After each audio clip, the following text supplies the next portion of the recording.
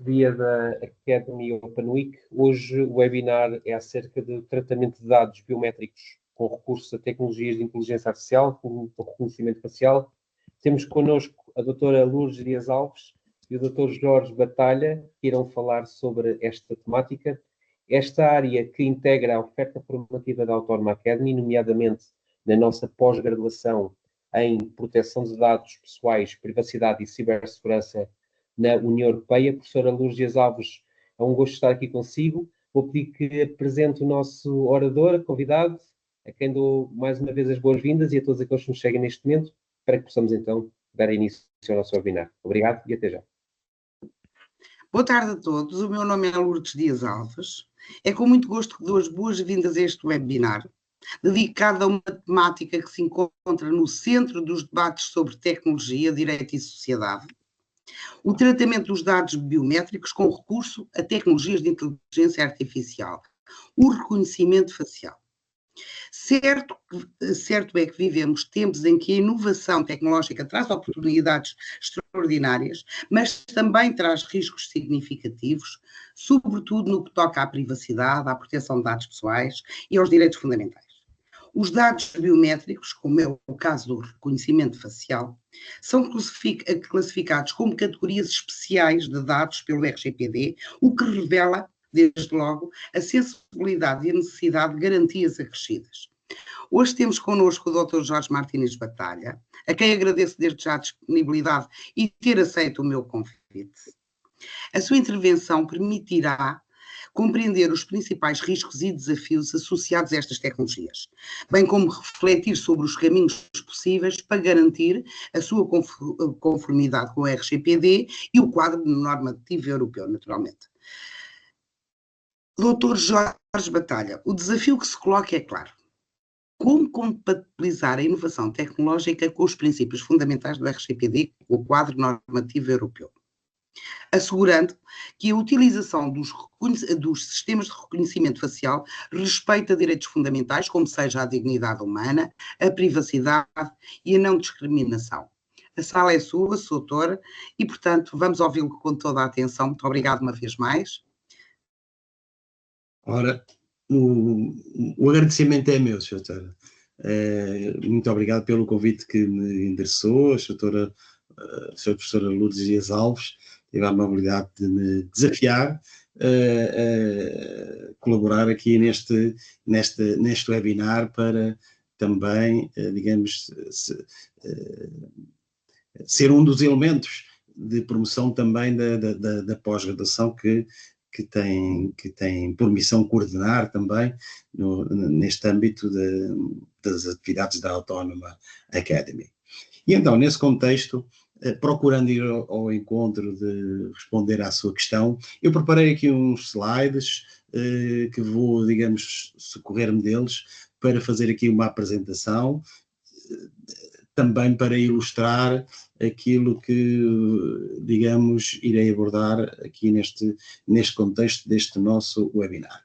E então, seguindo as instruções que me deram, vou aqui partilhar um ecrã inteiro para já e depois partilhar agora aqui e agora aqui. Digam-me só se já estão a ver um primeiro slide. Se a doutora puder me dizer que se já estão a ver. Sim, já estamos a ver. Ok, muito obrigado. Então. Estamos sim, senhor. Muito obrigado.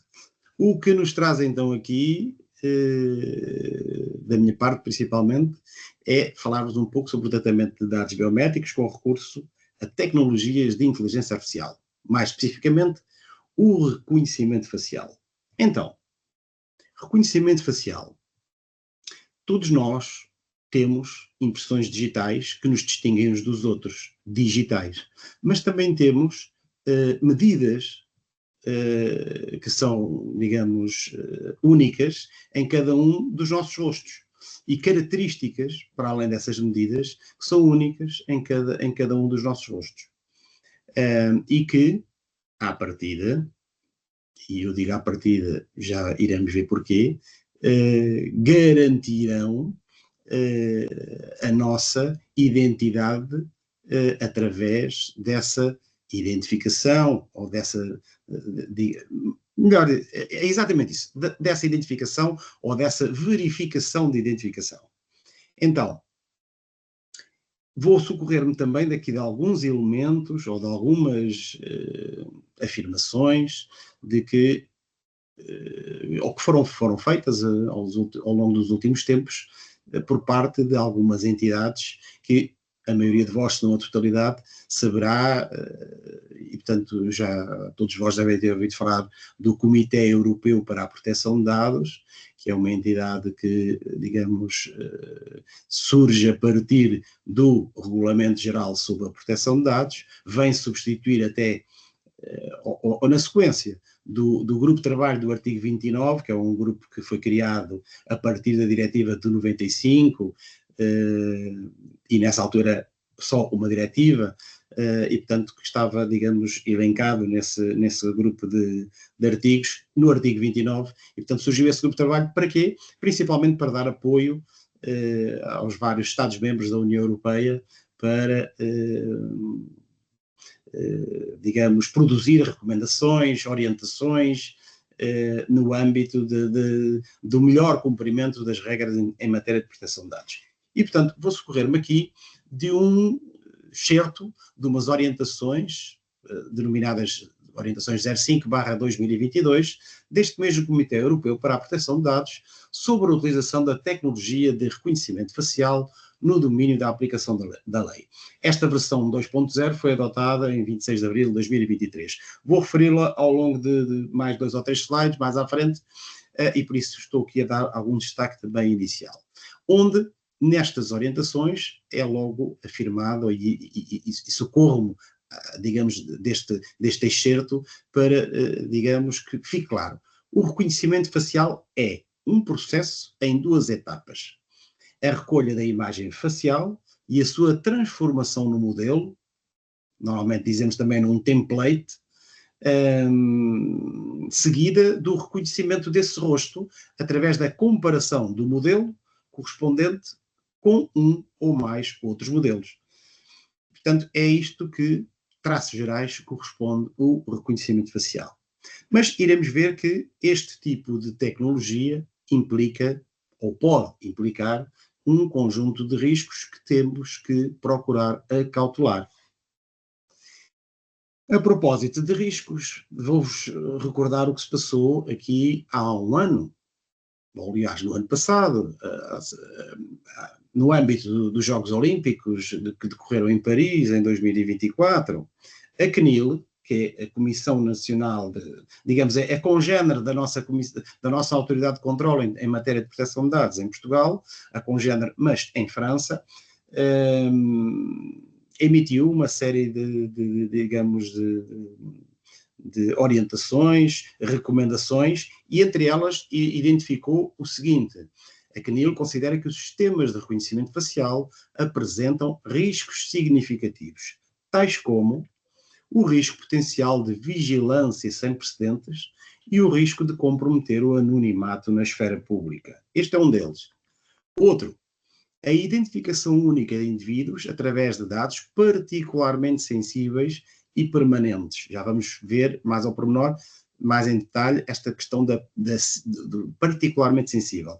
E permanentes, rosto. Ou seja, este elemento que cada pessoa singular dispõe, o rosto, estas características são únicas. Nós podemos mudar de password, mas de rosto não conseguimos mudar. E por outro lado, a CNIL também alerta para outro risco, dá indicação de que esta tecnologia de reconhecimento facial é uma tecnologia imperfeita e tendenciosa. Isto porque as taxas de erro podem variar de acordo com o género, masculino, feminino, ou a cor da pele, por exemplo.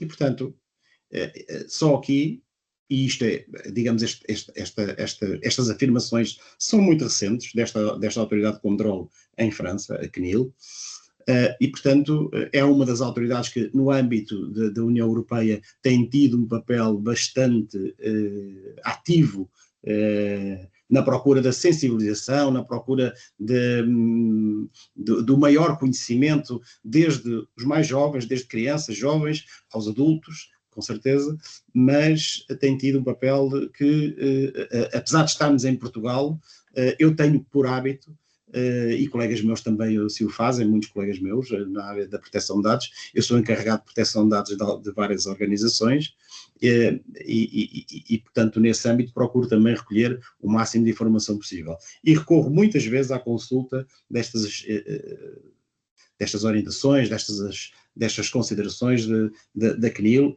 bem como outras autoridades congêneres da nossa Comissão Nacional de Proteção de Dados, como também a EPD, aqui em Espanha, mesmo ao lado, também tem tido um papel bastante ativo. Claro, para além da nossa Comissão Nacional de Proteção de Dados, não é?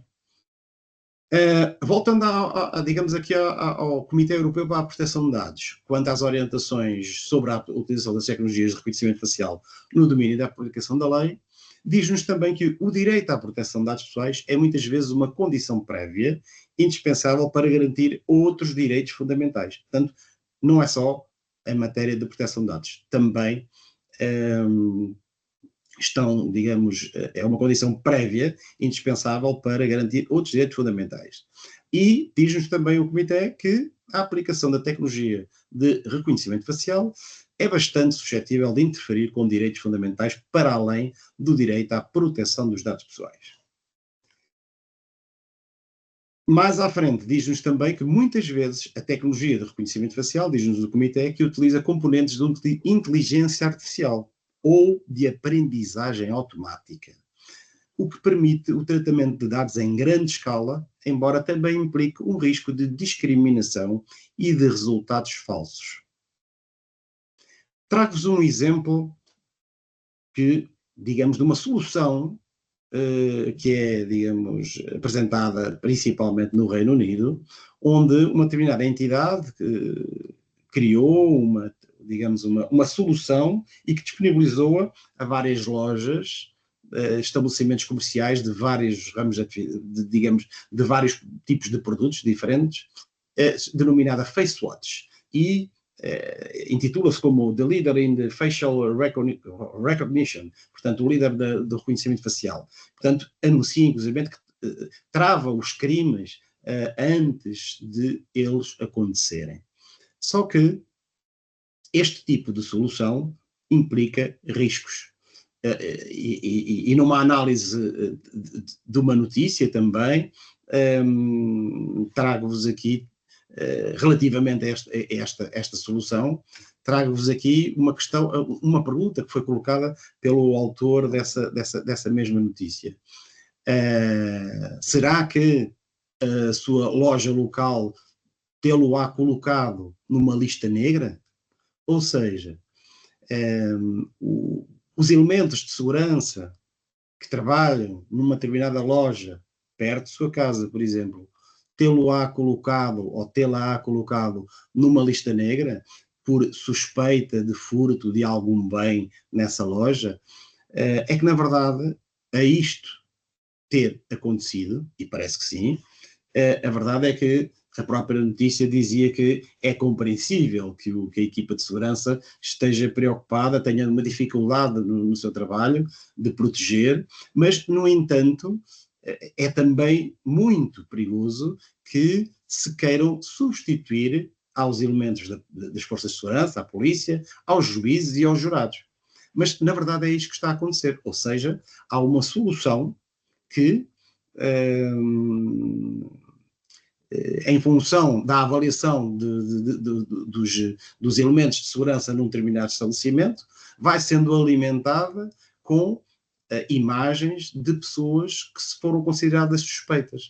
E, portanto, essas imagens acabam depois por ser disponibilizadas, ou seja, quem adquire essa solução acaba por recolher, digamos, já ter disponível um conjunto de imagens de pessoas suspeitas que à partida estarão numa lista negra, não é? Diria que é uma dupla e eterna sanção em termos de... é quase um registro criminal paralelo, embora não tenha existido um julgamento, não tenha existido, digamos, uma avaliação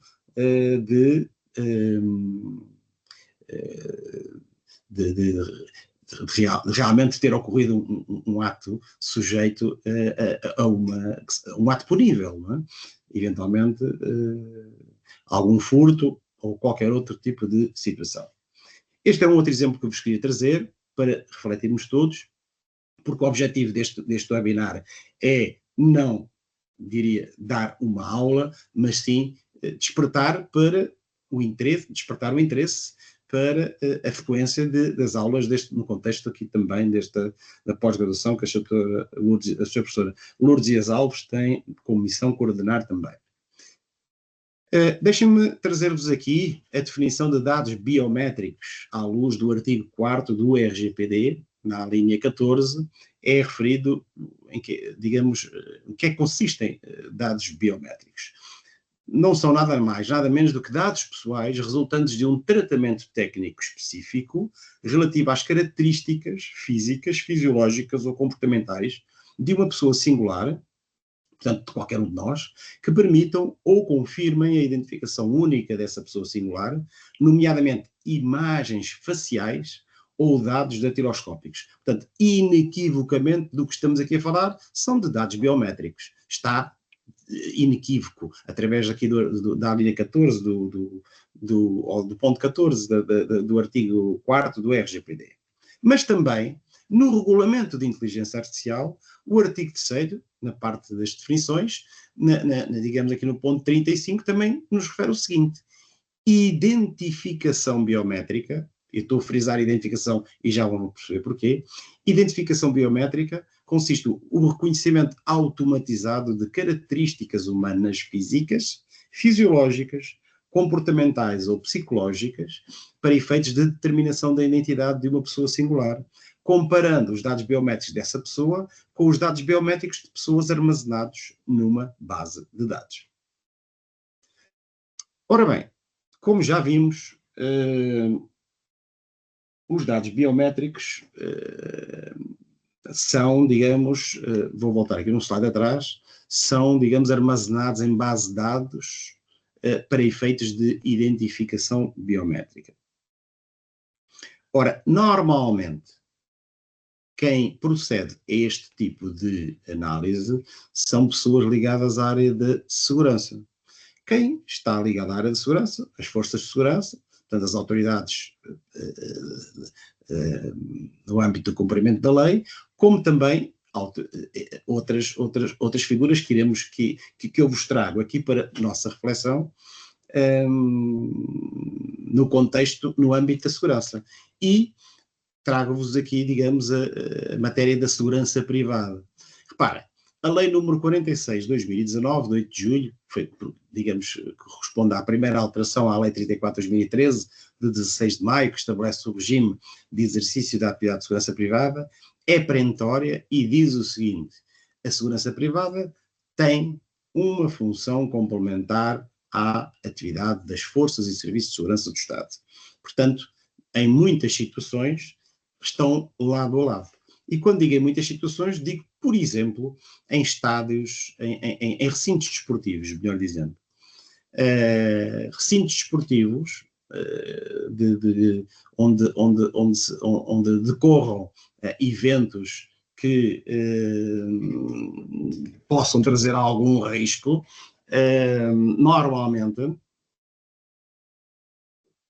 não, por lei, são obrigados a ter elementos de segurança privada que estão a operar sistemas de videovigilância, muitas vezes lado a lado com elementos das forças de segurança, portanto, PSP, GNR, que estão a acompanhar o evento desportivo e, portanto, esses elementos estão, digamos, a monitorizar todo, digamos, o anel exterior e o espaço interior do recinto desportivo.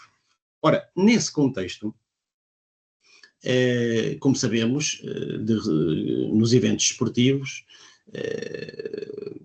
por vezes existem comportamentos inadequados e, em função desses comportamentos inadequados, a lei prevê a privação de acesso no futuro a pessoas que sejam condenadas por atos que estão previstos na lei como atos, digamos, sancionáveis, com a privação de acesso a esse espaço. Nesse contexto, já em 2020, um clube de futebol, neste caso o Vitória Sport Clube, e eu trago-vos aqui um excerto de uma deliberação da Comissão Nacional de Proteção de Dados, relativa à consulta prévia relativa à avaliação de impacto sobre a proteção de dados quanto ao tratamento de dados pessoais decorrente da utilização de tecnologias de reconhecimento facial associados a um circuito fechado de videovigilância instalado no estádio Dom Afonso Henriques. Portanto, mais uma evidência de que os sistemas de reconhecimento facial estão muitas vezes associados, se não a totalidade, para este efeito, a sistemas de circuitos fechados de videovigilância, os chamados também CCTVs. E reparem que neste excerto eu trago-vos aqui as afirmações que a Comissão Nacional de Proteção de Dados, na altura, e que são relevantes aqui para a nossa análise, teceu nessa altura, em 2020, onde a dada altura diz que, sendo provável ou pelo menos possível que sejam erradamente identificadas pessoas como estando interditas de aceder a recintos desportivos, tal é duplamente penalizador, portanto, se fosse usada esta tecnologia. Por um lado, poderia existir um falso positivo, e esse falso positivo pode redundar no impedimento à entrada num determinado espaço por quem tem toda a legitimidade para o frequentar. Depois, ainda que a atuação das autoridades ou dos seguranças, portanto, os vigilantes, do recinto seja discreta, ela dificilmente evitará a publicitação dessa condição, atendendo aos inúmeros equipamentos de smartphones que podem facilmente gravar digamos, qualquer ação das forças de segurança nesse contexto. O que afeta a reputação do titular dos dados, produzindo um efeito estigmatizante intolerável. Deixem-me dizer-vos que ainda muito recentemente no Brasil isto aconteceu, tanto por um erro de um falso positivo, acabou por ser identificada uma pessoa, já no contexto criminal, e inclusivamente foi identificada uma pessoa, um adepto que estava a assistir a um evento esportivo, a um jogo de futebol, foi detido pelas forças de segurança porque o sistema de reconhecimento facial o identificou erradamente como alguém que era procurado para, digamos, como fugido às autoridades. Deixe-me dizer-vos que voltando aqui à questão dos elementos dos vigilantes, que têm uma atividade complementar à atividade das forças de segurança, se estes elementos não souberem exatamente o que é que consiste um dado pessoal, dificilmente saberão dar valor ao que está em causa em termos de riscos neste âmbito da utilização de tecnologia de reconhecimento facial. E eu começo por aí. Reparem, também o regulamento da inteligência artificial refere no artigo 4º, quanto à literacia no domínio da inteligência artificial, que os prestadores e os responsáveis para a implantação de sistemas de inteligência artificial adotam medidas para garantir, na medida do possível, que o seu pessoal e outras pessoas envolvidas na operação e utilização de sistemas de inteligência artificial em seu nome dispõem de um nível suficiente de literacia no domínio da inteligência artificial, tendo em conta os seus conhecimentos técnicos, experiência, qualificações académicas e formação, e o contexto em que os sistemas de inteligência artificial serão utilizados, bem como as pessoas ou grupo de pessoas visadas por essa utilização. Portanto, há necessidade de literacia em todos os campos, mas eu diria que logo, digamos, à partida, quem utiliza estes sistemas tem necessariamente que ter consciência, tem que ter formação, tem que estar sensibilizado para o que é que está em causa. Deixem-me dizer-vos que, desde 2014, em Portugal, a legislação, através da portaria número 148/2014, de 18 de julho, passou, digamos, a definir que a formação exigida para o exercício da função de diretor de segurança, no âmbito da segurança privada, passou a incluir a matéria de proteção de dados pessoais. deixem de dizer-vos que eu tenho o prazer de ser docente neste âmbito da formação de direção e gestão de segurança, a pós-graduação que também, digamos, está incluída no âmbito das várias pós-graduações que a Autónoma Academy muito bem proporciona aos interessados, e portanto desde 2018 também tenho o gosto de colaborar com a Autónoma Academy na condição de docente, quer no âmbito dessa pós-graduação, quer também no âmbito das renovações que são necessárias desde há alguns anos desde há 3 ou 4 anos para cá, também renovação destas formações, e portanto a lei obriga que de X em X anos haja uma renovação, e portanto também nesse âmbito sou docente nesses cursos de atualização ou preparação também para a pós-graduação. Portanto, esse outro curso, mais breve, tem essa dupla funcionalidade, ou de renovação, que para quem já tem esta formação, esta formação só pode ser dada em estabelecimentos de ensino superior, e como é o caso da Universidade Autónoma de Lisboa. No entanto, digamos, as várias figuras, os vários atores no âmbito da segurança privada também precisam desta formação em matéria de proteção de dados pessoais. Vamos ver se isso acontece. Em Espanha, desde 2012, como conteúdos mínimos para efetivos de formação pessoal de vigilância, portanto, os vigilantes em Espanha, está incluído como conteúdos mínimos um dos temas, a proteção de dados de caráter pessoal, portanto, normativa básica reguladora, e um especial enfoque relativamente ao tratamento e custódia de imagens, portanto, no âmbito da videovigilância. Se vos colocasse a questão, sabem desde quando é que em Portugal os vigilantes são obrigados a ter formação neste âmbito? Provavelmente dir-me-iam uma data, um ano, etc.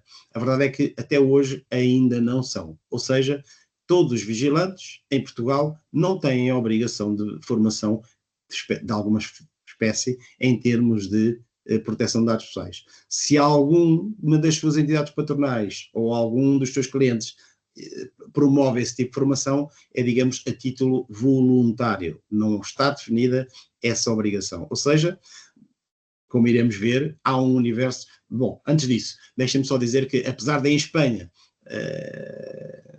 ser exigida esta formação, não quer dizer que não aconteçam também casos como este. Numa notícia de há 2 anos atrás, de 2023, uma sanção que a Autoridade Espanhola de Proteção de Dados aplicou a um vigilante, uma sanção de 10 mil euros. Porquê? Porque partilhou imagens de videovigilância num grupo do WhatsApp. Era um vigilante de um estabelecimento prisional, que em Espanha a segurança privada também, por força da lei, portanto, exerce funções de segurança nos estabelecimentos prisionais, coisa que não acontece cá até hoje em Portugal, mas em Espanha assim é, e portanto recolheu imagens de visitantes, de pessoas, digamos, de reclusos, e portanto depois acabou por partilhar essas imagens. E portanto o resultado foi a aplicação dessa sanção de 10 mil euros. Também em Espanha, em 2021, no contexto aqui no âmbito do reconhecimento facial, foi identificado um reconhecimento facial ativo em 40 lojas em Espanha, de uma marca que todos nós conhecemos, e que acabou resultou numa multa de 2,5 milhões de euros. E, portanto, porque se entendeu que não era legítimo esse reconhecimento facial dentro de um determinado estabelecimento comercial. E então a questão que eu vos coloco é esta: será que os vigilantes de segurança privada e outros operadores de sistema de videovigilância têm orientações precisas e específicas para o cumprimento da proteção de dados pessoais? É que o universo que estamos aqui a falar não é só de vigilantes, já iremos ver, que eu vou-vos mostrar no slide seguinte. É que, com base no relatório anual de segurança privada, que foi publicado em 2022, fim de 2022, é o último que se conhece devia ser um relatório anual, mas desde 2022 deixou de ser, ainda não sabemos porque. Quem tinha permissão de o fazer são as forças de segurança, que digamos que faz esta gestão de todo este universo de profissionais no âmbito da atividade de segurança privada. Atividade essa que, na altura, identifica como existentes, à data, 2021, 86 empresas habilitadas a prestar serviços de segurança privada, 30 entidades com licenças de autoproteção, mas também quase 1.800, na altura, entidades instaladoras de sistemas de segurança devidamente certificadas. Ou seja, são chamados instaladores. Quem são estes instaladores? Deixa-me dizer, antes disso, as empresas habilitadas a prestar serviço de segurança privada, na altura, e provavelmente agora mais ainda, tinham, digamos, no âmbito das suas atividades, contrato estabelecido com mais de 30 mil, perto de 40 mil vigilantes. Ou seja, há um universo aqui das dezenas de milhares de pessoas que prestam serviços sem formação em matéria de proteção de dados pessoais e em matérias sensíveis como a que estamos aqui a ver em termos de vigilância e eventualmente de aplicação ou utilização de tecnologia de reconhecimento facial. Mas estas últimas entidades instaladoras são aquelas que a Lei de Segurança Privada, na sua alteração pela Lei de 46 de 2019, no artigo 4A, passou a denominá-las as atividades sujeitas a registro prévio. E, portanto, são as entidades que procedem ao estudo, à concessão, instalação, manutenção ou assistência técnica de material e equipamento de segurança ou de centrais de alarme, e são estas entidades obrigadas a registro prévio na Direção Nacional de Segurança, da Polícia de Segurança Pública. Porquê? Porque é a Direção Nacional de Polícia de Segurança Pública que está a fazer esta, digamos, a gestão de todo este universo no âmbito de profissionais de segurança privada. Agora reparem, se também estes trabalhadores que procedem à concessão, à instalação, à manutenção e à assistência técnica tiverem acesso aos equipamentos no âmbito das suas atividades, acederem às imagens, acederem à tecnologia de reconhecimento facial, o que é que não está aqui em causa se as pessoas não tiverem literacia, se não estiverem preparadas para saber, digamos, os cuidados a ter, a responsabilidade e, digamos, quais são os dados mais sensíveis, quais são os dados que não tão sensíveis, como é o caso, aliás, quais são os dados mais sensíveis neste caso, como é o caso dos dados biométricos, não é? Voltando aqui às orientações do Comitê Europeu para a Proteção de Dados, é referido que, a dada altura, o reconhecimento facial é uma funcionalidade de software que pode ser implementada em sistemas existentes, ou seja, câmaras, bases de dados, de imagens, etc. Esta funcionalidade pode, por conseguinte, ser ligada ou ter interface com uma multiplicidade de sistemas e ser combinada com outras funcionalidades. Na verdade, esta integração, numa infraestrutura já existente, exige uma atenção especial, uma vez que acarreta riscos inerentes ao facto de a tecnologia de reconhecimento facial poder ser fluida e fácil de ocultar. Para mim, o maior problema é a facilidade de ocultar. Diz-nos também aqui a Comissão Europeia que, em matéria de novas regras em matéria de inteligência artificial, que, embora uma taxa de exatidão, por isso é que vos disse logo de um princípio, nem sempre poderá ser exato, embora uma taxa de exatidão de 99% possa ser boa em termos gerais, configura um risco significativo quando o resultado pode levantar suspeitas sobre uma pessoa inocente. E mesmo uma taxa de erro de 0,1% pode ter um impacto significativo quando aplicada a grandes populações, por exemplo, em estações ferroviárias.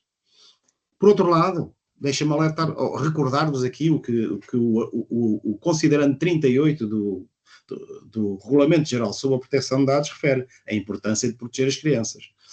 Recordando, é dito considerando o seguinte: as crianças merecem proteção especial quanto aos seus dados pessoais, uma vez que podem estar menos cientes dos riscos relacionados com o tratamento dos dados pessoais. E quando falamos em crianças, trago-vos aqui um exemplo ainda mais recente, de outubro do ano passado, onde, num parque de houve necessidade de ajustar, digamos, isto aqui é uma tradução do holandês, um ajuste do uso de reconhecimento facial após uma investigação da autoridade de controle da holandesa. Isto porquê? Porque o reconhecimento facial estava a ser utilizado sem conhecimento dos utilizadores, desses parques de férias, inclusivamente das próprias crianças. E, portanto, os próprios pais começaram a estranhar como é que inicialmente havia um controle de uma determinada forma e depois só com as câmaras é que começaram a controlar quem é que poderia ter acesso ou não, mas não havia mais, não havia informação complementar. Aquela informação que o artigo, ou aliás, aquele conjunto de informações que o artigo 13º do RGPD nos obriga, em qualquer tratamento de dados, a fornecer ao titular dos dados. Entre os quais informações sobre a identidade e os contactos do responsável pelo tratamento, quais são as finalidades do tratamento, durante quanto tempo os dados são retidos, portanto, o prazo de conservação, etc, etc, etc. Uma das perguntas que vos queria deixar é: será que este tipo de soluções só existirá no Reino Unido? Será que Portugal anda um bocado mais distraído neste contexto?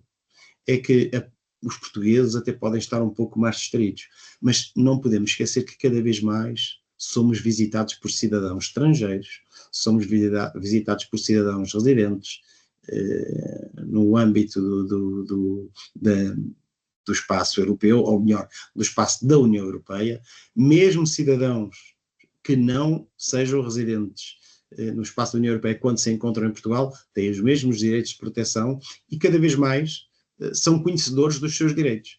Recordemos o que se passou com 3 cidadãos russos no âmbito da Câmara Municipal de Lisboa e o resultado, a sanção enorme que a Comissão Nacional de Proteção de Dados aplicou pela divulgação de dados de cidadãos russos. Se calhar não, digamos, a prática em causa já tinha ocorrido N vezes, só que foi necessário alguém que não um cidadão nacional ou um grupo de cidadãos nacionais que tivesse, digamos, feito uma reclamação à Comissão Nacional de Proteção de Dados relativamente a esta matéria em termos de divulgação fora do que era suposto relativamente aos seus dados pessoais. Para além disso, queria trazer-vos também aqui um excerto do parecer do ano passado também, o parecer 2024/18, relativamente a uma matéria de videovigilância no município de Sintra. A dada altura, a Comissão Nacional de Proteção de Dados refere-se relativamente aos elementos das forças de segurança. Refere o seguinte: sublinha-se a necessidade de formação e sensibilização dos operadores dos sistemas para a proteção, e sistemas de videovigilância, porque é disso que estamos a falar, para a proteção dos direitos e liberdades dos titulares de dados abrangidos pelo sistema. Como proposta final, o que é que eu diria? Como caminho para a conformidade com os princípios estabelecidos pelo quadro normativo europeu. Uma delas seria, na próxima alteração, /aditamento da portaria, aquela que vos falei ali a meio, tal portaria relativamente à formação, portaria número 148/2014 de 18 de julho, que já teve alterações, entretanto, salvo erro em 2019 também, dar resposta às seguintes necessidades. Portanto, isto é uma proposta que eu já fiz e volto a fazer aqui perante vós. Pode ser que ela ganhe, digamos, mais forma ainda. No módulo de formação base, portanto, dos vigilantes, acrescentar o número 2 do artigo 9º, uma linha, a linha F, com a seguinte redação: dotar o formando de conhecimentos sobre a normativa base de proteção de dados pessoais e também definir uma unidade de formação de curta duração para esse efeito. No âmbito da formação também de outros intervenientes nesta área de utilização das tecnologias de reconhecimento facial associadas também aos sistemas de videovigilância que existem, é também criar legislação e a respectiva regulamentação para pôr em prática também essa proteção que todos nós precisamos de ter em matéria de digamos, exercício de proteção de dados pessoais. Era isto que tinha para vos apresentar. Deixo-vos aqui o meu endereço de e-mail para que, se eventualmente, por qualquer razão, me queiram colocar mais tarde alguma questão, e fico disponível para, naquilo que agora a senhora professora Lourdes Dias Alves entender. Vou agora aqui voltar ao não compartilhar. Vamos lá ver se eu aqui parar de compartilhar. Pronto, já parei de compartilhar. Doutora, muito obrigado Muito obrigada, doutora. Muito obrigada. Ficamos a aguardar com bastante expectativa as questões que os senhores tenham para colocar, porque essas questões são fundamentais para todos nós, portanto, são questões que ao serem levantadas, cuja resposta nos vai ajudar nesta difícil tarefa, que é pensar sobre estes assuntos e tentar uma solução. Antes de iniciarmos, houve um senhor que colocou uma questão e, portanto, poderia começar por ele mesmo. Tenha a bondade. Ok, eu sou João Paulo César, moro no Funchal, e nós não temos equipamento para controle facial para assiduidade, mas temos controle para controle de acesso. Isto é, nós temos 3 portas, uma porta geral para os funcionários, e essa porta é aberta através de um aparelho biométrico facial. E temos outros 2, que é da sala de informática e do data center, que também é controlado pelo reconhecimento facial. A questão que aqui é quanto tempo é que devemos guardar estes dados, uma vez que não são monitorizados, o sistema guarda pelo menos durante 5 dias. Pelo menos foi a informação que nos deram relativamente às pessoas que trabalham na proteção de dados. Eu gostaria de saber se realmente estes 5 dias são verdadeiros, ou eu deverei de fazer outras atividades ou outros pedidos para que o meu sistema fique, regulado pela proteção de dados. Pronto, é mais ou menos isso. Obrigado. Obrigada, João. Doutor, a história dos prazos. Dos prazos é tal história. Os prazos, muito bem. Sra. Professora, eu diria que há aqui 2 ou 3 questões para colocar, primeiro que tudo. Primeiro, o reconhecimento facial, no contexto laboral, não carece de consentimento.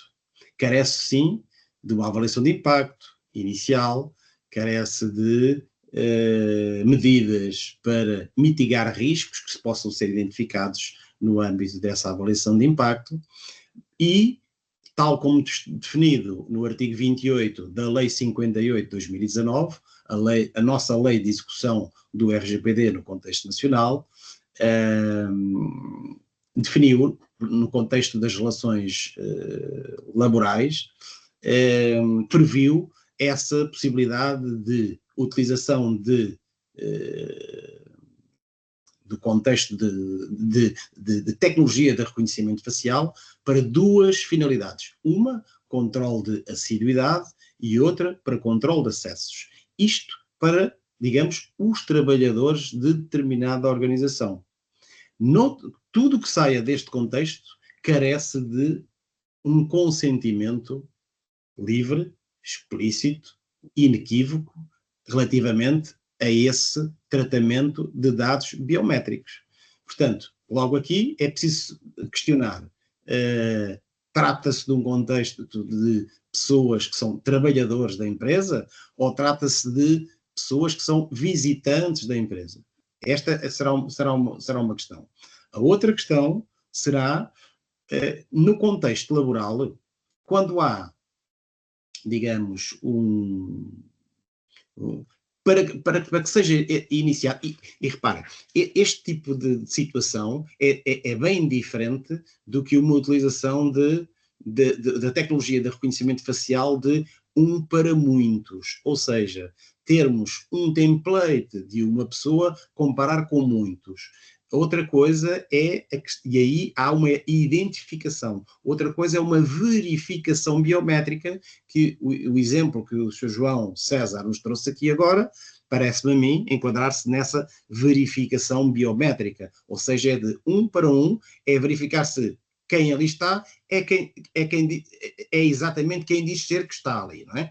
E, portanto, essa verificação, apesar de ter alguns riscos, não se comparam esses riscos com os riscos que eu referi no âmbito da identificação. Portanto, temos aqui duas situações. Verificação é uma coisa, identificação é outra. E a verificação biométrica não nos traz tanta preocupação do que a identificação biométrica. Sabendo isto, em termos de prazo, para os sistemas de verificação biométrica funcionam, traços gerais, da seguinte forma.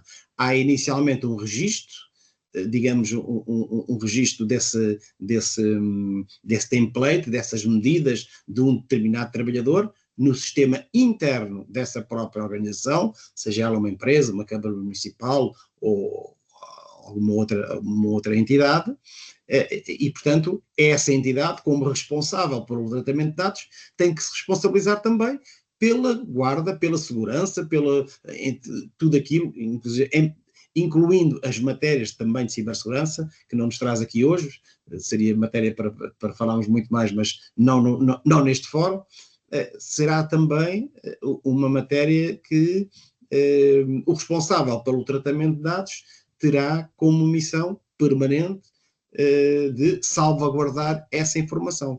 E, por outro lado, garantir, ou melhor, solicitar a quem forneceu esse sistema um documento que garanta a não existência da hipótese de reversibilidade desse template para digamos, a imagem facial original. Okay? Essa é outra preocupação. Em termos de manutenção dos registros, ora bem, para efeitos de controle da assiduidade, os recursos humanos precisam desses registros para, no final de cada mês, no mínimo, saberem se, ou confirmarem se a pessoa A, B ou C esteve dentro do seu horário laboral previsto, a cumprir aquilo que está estabelecido em termos contratuais. E, portanto, tem que manter essa informação no estritamente necessário para essa finalidade. Deixem-me dizer também que, caso o trabalhador deixe de ter vínculo laboral com essa entidade ou seja, digamos, alterado o seu posto de trabalho, esse template, digamos, não pode ficar, como se chama dizer, just in case, pode ser que ele volte, vamos deixá-lo lá. Eu tenho algumas entidades com que trabalho na área da hotelaria e, por vezes, como a hotelaria tem, digamos, entrada e saída muito frequente de trabalhadores, pode ser que ele volte para o ano, deixamos já cá o template. Não, essa prática não pode ocorrer e, portanto, tem que ser eliminado. Se ele voltar ou ela voltar, voltamos a recolher, digamos, esse elemento biométrico. Em termos de controle de acessos, o registro do controle de acessos deve ser mantido o estritamente necessário para a finalidade. Digamos que se ao fim de uma semana for suficiente, digamos, manter esses dados para auditar eventualmente alguma entrada que não estivesse prevista, num determinado espaço, por exemplo, numa sala de equipamento informático, ou até, porque normalmente associado à biometria existe o elemento de videovigilância, como vemos, o exemplo que o Sr. João César nos trouxe aqui agora, não me parece que esteja associado, digamos, é uma tecnologia de reconhecimento facial, mas não associado à videovigilância. Se para a videovigilância é razoável manter essas imagens, aliás, é obrigatório por lei manter essas imagens 30 dias, eu diria que se tiver que manter 30 dias, em função do relato que ouvimos em relação à situação, eu diria que seria razoável também manter esses 30 dias. Agora, se por alguma razão em particular, se achar, quem recomendou achar que 5 dias são mais do que suficientes, terá que ser visto caso a caso. Lá está, por isso é que não há uma regra para todas as situações. Caso a caso, temos que analisar. Não sei se a professora se quer complementar, se quer corrigir alguma afirmação das minhas. Não, senhor, nada disso. E eu agora, a Silvina Carvalho levantou a mão. Coloque a sua questão, por favor. Sim, obrigada, professora. A minha questão tem que ver com as responsabilidades do responsável pelo tratamento de dados. É bem verdade que no exercício da sua atividade ele tem algumas obrigações de privacidade. Mas no caso de se contratar um prestador de serviço para aquisição da tecnologia com reconhecimento facial, de quem será, a minha pergunta é esta, de quem será a responsabilidade de salvaguardar que os dados do trabalhador, os dados das pessoas que eventualmente irão frequentar a instituição, não seja feita uma cessão a uma entidade terceira. Peço desculpa, aqui o meu pequeno que já está a fazer confusão. Não sei se eu fui suficientemente clara na minha questão. Porque a verdade é, nós temos o responsável pelo tratamento de dados, que é a organização, e depois temos o fornecedor tecnológico. E dentro do o fornecedor tecnológico, obviamente, que também terá as suas obrigações. A minha pergunta tem que ver com esta, saber ao certo como é que a entidade empregadora, como é que o responsável pelo tratamento, no ato da aquisição dessa tecnologia, deve garantir que realmente os dados a serem tratados estejam de acordo com os princípios e os pressupostos do RGPD. Doutora Lourdes Dias Alves, eu acho que esta pergunta lhe calhava muito bem. Olha, eu peço desculpa e peço desculpa à Silvina, que nos conhecemos porque tínhamos outra questão. Silvina, eu não ouvi com atenção porque estava aqui a ler uma questão. Estava aqui a ver uma questão que temos aqui. E, portanto, como não ouvi com atenção, peço ao doutor que faça o favor de me dizer, porque eu estava a ver o que é que estava de perguntas, que era um texto muito comprido, eu estava a ver o que é que se passava aqui nas conversas da reunião, peço imensa desculpa, mas tinha que estar com atenção. Silvina, quer-me recordar a questão essencial, porque eu estava mesmo distraída. Sim, sem dúvida. A entidade empregadora, que nos termos do RGPD é o responsável pelo tratamento de dados, no ato da aquisição com o fornecedor tecnológico do reconhecimento da aquisição da tecnologia do reconhecimento facial com recurso à inteligência artificial, essa relação comercial de quem recai a obrigação máxima de salvaguardar a proteção dos dados dos trabalhadores nos termos do RGPD. Ou seja, quais são os mecanismos que a entidade empregadora tem para salvaguardar isto? Vou aprofundar um bocadinho mais. Porque, por exemplo, eu posso fazer, enquanto entidade empregadora, fazer a aquisição dessa tecnologia e não impor, por exemplo, por desconhecimento, talvez, não impor determinadas obrigações de privacidade no ato da aquisição, porque sabemos muito bem que há determinadas tecnologias que já são criadas tendo como princípio da minimização do tratamento de dados. Então, eu, enquanto entidade, como é que eu devo salvaguardar isto? No contrato da aquisição da tecnologia ou no contrato com os trabalhadores? Silvina, tem sempre que assegurar no contrato com o fornecedor dessa tecnologia. Porque, na verdade, o responsável pelo tratamento é sempre o responsável pela utilização e pelo uso que é dado ao sistema. Portanto, para salvaguardar, deverá definir todos os termos e as responsabilidades com o adquirente, sendo que é sempre ele o responsável. E é sempre ele o responsável pela manutenção e, sobretudo, pelo tratamento e destino e conservação das imagens que recolhe ou que verifica.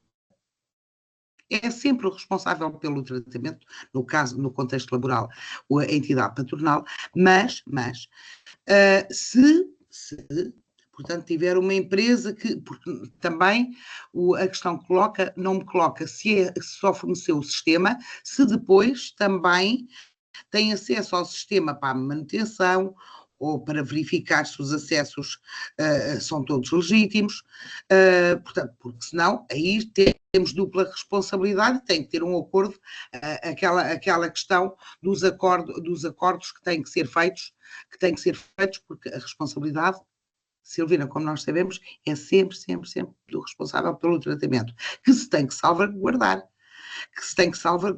E não serve a desculpa para os trabalhadores, no contexto laboral, que a empresa que forneceu o sistema não prevê, o sistema em si tem falhas que não estava previsto, que não foi esclarecido, porque a entidade patronal, quando chegamos, esta parte que é, infelizmente, aquilo que as organizações não têm, por vezes, a noção. Nós, quando adquirimos meios tecnológicos, e agora, atualmente, há um tempo para cá, diga-se em boa verdade, a concurso de inteligência artificial, ou temos conhecimento, ou temos um assessor que tenha conhecimento para podemos escolher aquilo que adquirimos. Ora, se nós não temos esse conhecimento, e é só porque é moda, ficamos nós os responsáveis, não é a empresa que forneceu, de modo algum. Porque a responsabilidade pelo tratamento, pela recolha, pelo tratamento, pela conservação, como nós também sabemos, é sempre do responsável pelo tratamento, que é a entidade patronal, no caso do contexto laboral. Consegui responder à sua questão, Silvina, e peço desculpa, porque eu estava a ler aqui outra questão. Consegui responder? Sim. Faltou simplesmente aprofundar do que, neste É caso, aquela é um questão do comentário. subcontratante. Sim, dos CLAs, porque quando está-se a fazer, quando estamos a inserir dos contratos informáticos, tem os CLAs que são praticamente aqueles serviços mínimos que se deve garantir. Mas se a entidade empregadora, e a professora disse muito bem, se a entidade empregadora, na qualidade de responsável pelo tratamento de dados, não tiver consciência de que é no contrato da aquisição do serviço Que tem tecnológico ou que da tecnologia, salvaguardar todas essas questões. exatamente, terá que salvaguardar também esta questão para que no âmbito da responsabilidade ali diferenciar ao certo de quem é a própria responsabilidade, ou seja, a responsabilidade objetiva de uma violação, por exemplo. Caso exista uma brecha de segurança, às vezes a brecha de segurança não está na entidade. Pode ser também um defeito, mas isso é para outro tema. Se calhar o professor André vai preparar a proposta, que seria interessante. Aplica-se aquela questão dos subcontratantes, é igual, porque se tem acesso ou se forneceu, porque é bom que seja salvaguardada essa questão. Nós temos aqui uma questão de Filipe Santa Bárbara em Curciabra, que nos diz que não dispõe de áudio nem de câmara e, portanto, coloca aqui por este meio, por mensagem, a questão. Relativamente às ferramentas de inteligência artificial, nomeadamente os chatbots, como o ChatGPT, o Copilot, ou entre outros, existe já alguma informação fidedigna sobre qual destas plataformas é mais segura no que diz respeito à partilha de informações pessoais, doutor? Ou seja, o ChatGPT é mais ou menos seguro do que o Copilot da Microsoft. E ao referir estas ferramentas de empresas privadas, faço esta pergunta de forma abrangente, incluindo qualquer empresa que disponibilize chatbots semelhantes aos que mencionei. Não é uma área que eu me tenha dedicado muito ainda em relação a estas ferramentas. No entanto, o que posso dizer é que, desde já, há riscos na partilha de informação com qualquer uma delas. E, portanto, mesmo simples imagens, mesmo qualquer informação que possa envolver dados pessoais, deve ser alvo de muita cautela na partilha digamos, ou na consulta de qualquer uma destas ferramentas, não é? Iremos ver. Creio que ninguém com garantia poderá dizer-lhe, digamos, qual é o mais seguro. Atrevo-me a fazer esta afirmação. Dificilmente alguém poderá dizer qual é o mais seguro. Veremos no futuro. Quem é que quer colocar mais questões, por favor?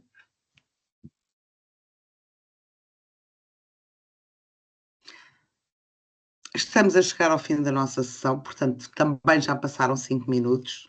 Agradeço a todos os participantes, mas quero agradecer em primeiro lugar ao Dr. Jorge Batalha pela sua intervenção clara e provocadora de reflexão. E, naturalmente, a todos os participantes e agradeço, embora poucos, as questões e os contributos partilhados. Ficou claro que o reconhecimento facial e as tecnologias de inteligência artificial associadas levantam sempre desafios jurídicos, éticos e sociais de grande relevância, exigindo uma análise constante e um diálogo multidisciplinar. Espero que este webinar tenha contribuído para aprofundar o debate e para reforçar a consciência crítica sobre os equilíbrios necessários entre a inovação tecnológica e agora lembro-me daquela questão que eu nunca tinha pensado na questão do ChatGPT e do Copilot, nunca tinha pensado nessa questão da segurança, a proteção de dados e o respeito pelos direitos fundamentais. Este webinar insere-se na apresentação da pós-graduação em proteção de dados pessoais, privacidade e cibersegurança na União Europeia, que vai iniciar a sua 10ª edição no próximo dia 21 de outubro, encontrando-se ainda as inscrições abertas. Foi colocado no chat o link do curso, portanto, em que tem lá o plano curricular e dentro de poucos dias terá também todos os docentes, porque ainda não estão todos confirmados, e, portanto, por isso é que eu ainda não pedi para serem colocados. Muitos mantêm-se, quem já consultou, muitos mantêm-se nas matérias que existiam, nas novas matérias, portanto, serão outras pessoas e tento sempre, dentro dos meus conhecimentos, dentro do que eu leio e do que eu observo, a escolher sempre as pessoas mais credenciadas para lecionar essas matérias. Desejo a todos uma excelente continuação de semana e conto convosco em futuros encontros académicos. Muito obrigada a todos e até breve. André. Eu queria reforçar aquilo que a professora... Doutor. Muito obrigado. Em meu nome e em nome da Autónoma Academy, quero agradecer a presença de ambos, ao Dr. Jorge Batalha e, por fim, e não menos importante, à Dra. Luz Dias Alves. Foi um gosto estar com vocês e contamos estar convosco neste tipo de iniciativas futuramente. Muito obrigado a todos os que nos acompanharam ao longo desta hora e até uma próxima oportunidade. Obrigado. O gosto foi meu. Obrigada, boa noite. Obrigado. Obrigada, boa noite. Autónoma Academy. Experienced people.